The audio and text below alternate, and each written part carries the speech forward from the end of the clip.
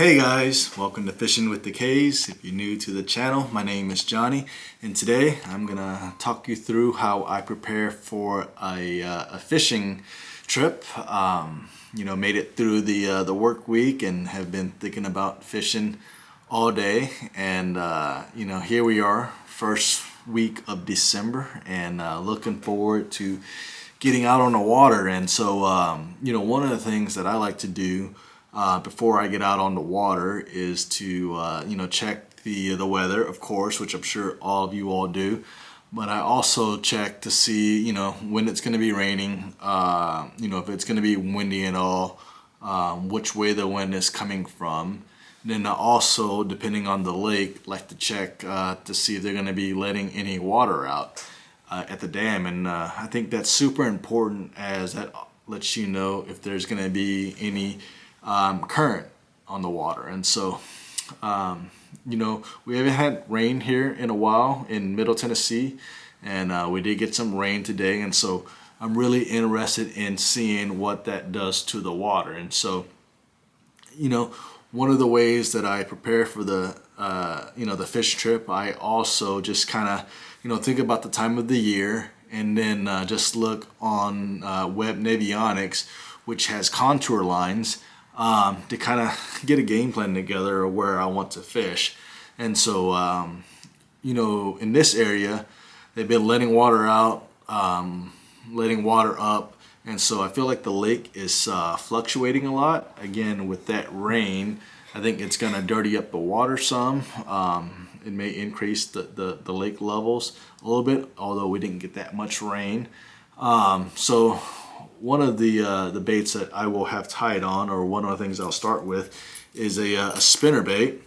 And so this first one here is made by Berkley. I believe this is a 3/8 ounce weight size spinner bait. Not sure what trailer I want to put on yet, but probably a white trailer that has minimal kicking action. I'm going to try this big Colorado blade, as I think the water is going to be dirty, and I think that extra vibration will allow the fish to find the bait. And I think I'm going to use this spinner bait in, let's say, 10 to 16 foot of water, and just kind of crawl out on the bottom if I think the fish are on the bottom and not in a biting mood. If I feel like the water is cleaner and I have a little bit of wind and I think the fish are feeding up and are feeding, then I may try this more finesse style spinner bait in this white color.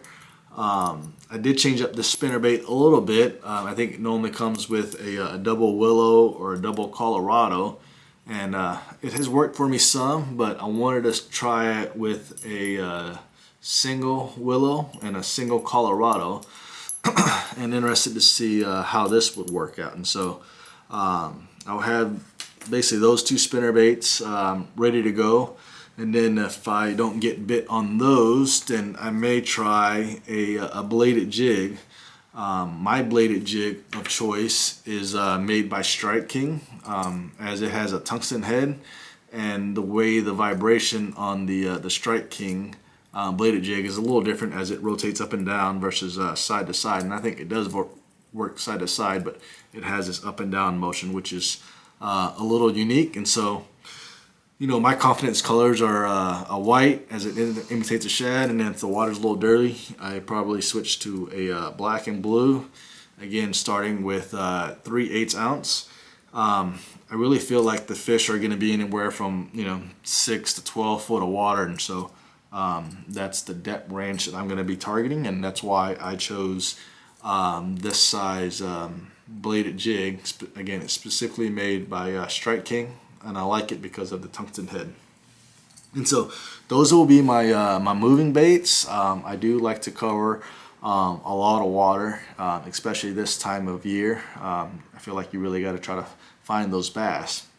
Another way that I like to try to find bass is using a jerk bait. I did catch a decent 4.5 pounder on this lake the other day on a jerk bait, and so I've got a lot of confidence in a jerk bait, specifically ones made by Megabass. So I'll hold up two of them here. You know, both of these are similar size, but as you can see, the bill is a little different. I don't know if that'll show up on the camera or not, but this is the Megabass Junior jerkbaits. It's got really sticky hooks. As you can see, it's already kind of sticking to me. But this is the Junior +1, whereas this one is just the Junior. So the Junior on 10-pound fluoro with just like a with a little cast. Generally, this thing has been diving to 4 to 6 feet for me. Last time I was fishing this was around 50-degree water temperature, and again 4 to 6 weeks, 4 to 6 feet. And when I do stop, this jerkbait does sit level. Again, +1, I feel like it gets down to 6 to 8 feet, and I was able to verify this using my Garmin Live Scope. As you can see, it has a little bit bigger bill. Throw it on 10-pound fluorocarbon. I can probably get this thing down to 10 feet on a longer cast, and if I really work it.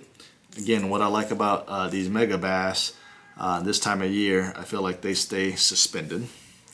And then you know, Rapala also came out with a new updated jerkbait. I believe this one is called it's called the Maverick. It's also a 110 size, which I have a few Megabass in the 110 size. But I wanted to try the Rapala style. The color on this thing is beautiful, and so cast really easy. Got really sharp, sticky hooks, and looking forward to catching some good fish on this jerkbait. And then the last probably hard bait that I'm going to use to find fish is a spy bait. I haven't really fished much with a spy bait, but this is made by Dual Realis. I'm trying this bait out because it sinks a little bit faster than 1 foot per second, and so I figure if I saw fish out there suspend in a little bit deeper water, I can throw this thing down and let it sink down to the bass and slowly reel it. And what's really neat is this bait stays in whatever water column you want to, as long as you're adjusting your retrieve accordingly. So obviously if you retrieve it fast, it's going to come up in the water column, but if you have a slow retrieve, after you let it sit in that 10-12 foot range, it'll stay in that 10-12 foot range.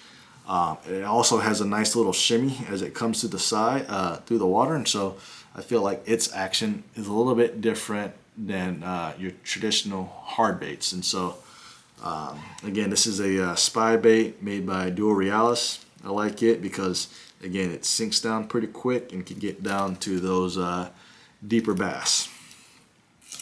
Now, speaking about deeper bass, if I'm in a hard spot, and let's say depth wise I'm anywhere from 8 to 15 feet, I'm probably going to be throwing a football jig. Currently this one doesn't have a trailer at the moment, but I'll probably stick to like a Strike King Scoon Bug.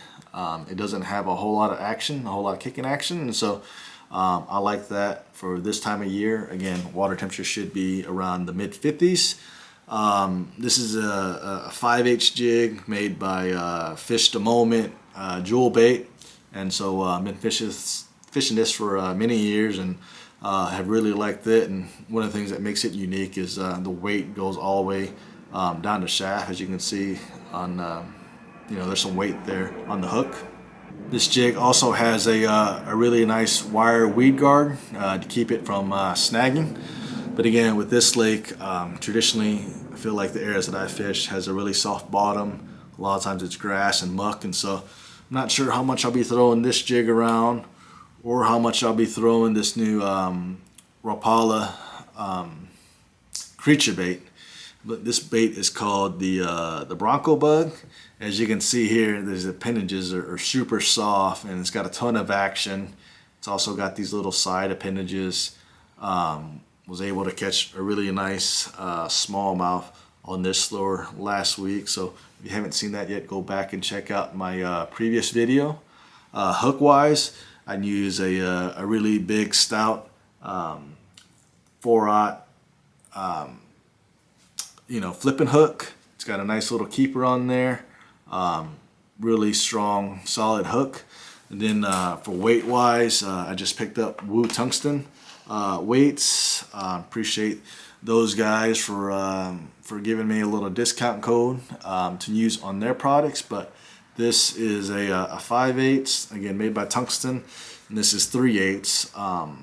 Probably start off with 3/8 with the depth that I'm fishing, and if I'm fishing deeper or feel like I need to get the bait out there further, deeper, and if it's a little windy, I'll probably switch to the 5/8. But typically, I've been throwing that thing around on the 3/8, and so I'll just pause and say, hey, if you're still with me, I appreciate you all watching. I feel like I'm rambling here about these various baits and what I'm going to be doing the next day, and so just kind of wanted to bring you all along for the journey, and so I appreciate you all.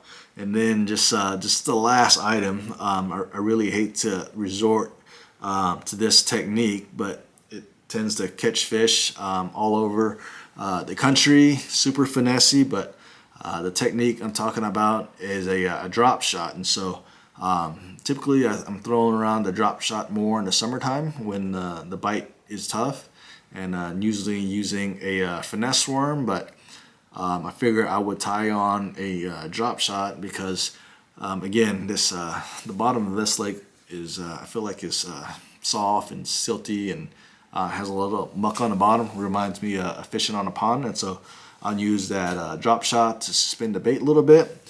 But then also on my other spinning rod, I'll have either an 1/8 ounce shaky head or a 1/4 ounce, and so I feel like the action on a shake head is a little different than a drop shot. The hooks that I like to use are made by Owner. It does have a little screw lock.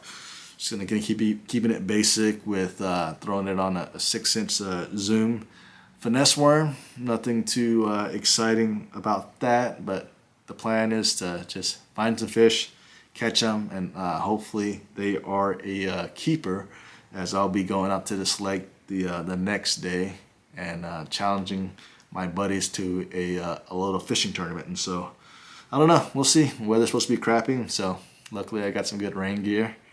But that's my plans, guys. If you haven't subscribed to the channel and you like what you're seeing, I recommend you subscribing. That way you can see the actual fishing video from tomorrow and see if I can catch them. And if I do, I'll talk a little bit about what I caught them on. So again, first week of December. Appreciate you all watching. Do a little bass fishing. Talk to you soon. Bye.